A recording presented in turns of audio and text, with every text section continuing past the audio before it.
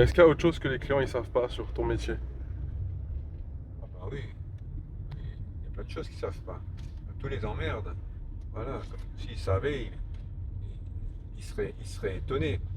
Mais c'est pas propre au pressing, c'est propre à chaque chef d'entreprise, je pense.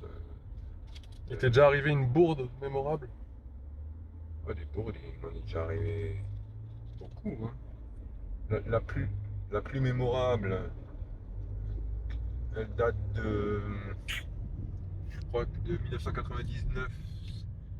Il y avait une éclipse, peut-être la date n'est pas juste, était totale à Strasbourg. Donc on avait prévu des lunettes pour voir cette éclipse. C'était à peu près à midi qu'elle devait avoir lieu.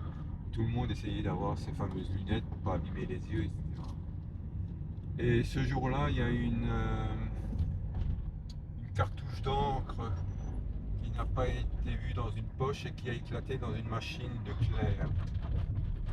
Eh ben alors ça, je ne raconte pas, mais c'était une journée mémorable parce que j'ai passé ma journée et les jours suivants à essayer de rattraper tous les articles tachés. On a eu énormément de mal. On en a réussi quelques-uns parce que tout n'était pas touché de la même façon. Je te dis bien que l'éclipse, eh ben, elle me passait au-dessus des cheveux parce que j'avais autre chose à faire que de la regarder. Et ça, c'était aussi pas triste.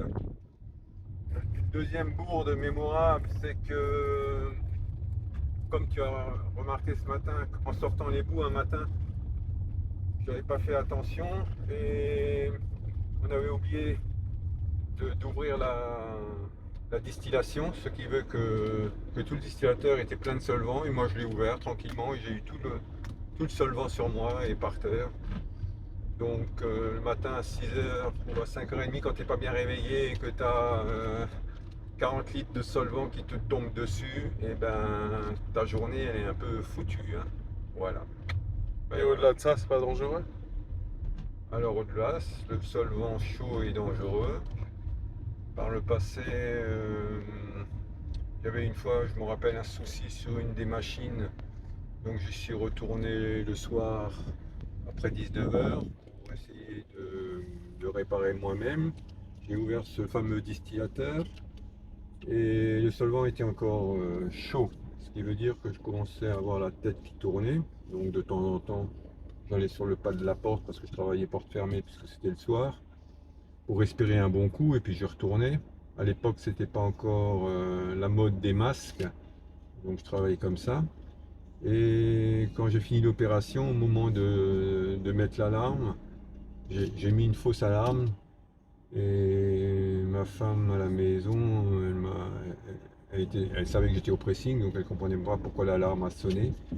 Et alors c'est là que j'ai constaté que j'étais incapable de lui répondre correctement. J'étais bourré, je n'étais jamais bourré de ma vie, mais je pense que c'est la première fois que j'étais bourré.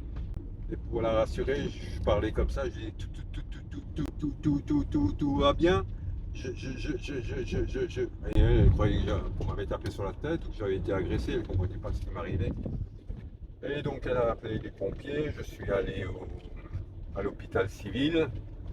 Et puis à mesure que le temps passait, ce solvant se dissipait, ça allait mieux. À minuit, j'ai signé une décharge, je suis rentré chez moi. Mais pendant presque plus d'un an, j'avais un petit rappel au cerveau, le solvant chaud me faisait un petit rappel et j'étais pas trop bien au pressing pendant un an lorsque je faisais justement les bouts. Voilà, depuis c'est passé.